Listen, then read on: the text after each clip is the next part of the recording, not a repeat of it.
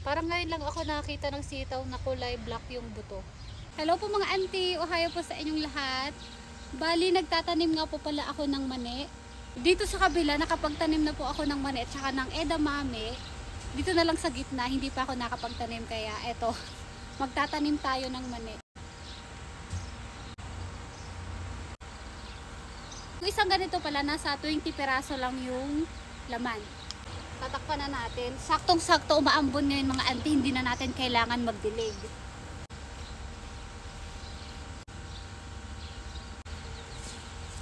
Ayan, tapos na po.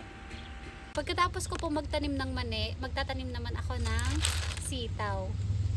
Actually mga auntie, marami na po ako na itanim na sitaw. Tumubo na yung iba dun sa likod. Gusto ko lang ulit magpunla para mas marami tayong maitanim na sitaw.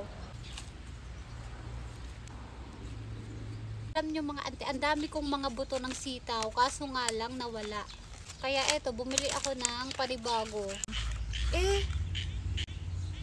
Kulay black yung buto. Parang ngayon lang ako nakakita ng sitaw na kulay black yung buto. 'Di ba kulay brown? Try na lang natin. So ayan. Kulay black yung buto niya, no.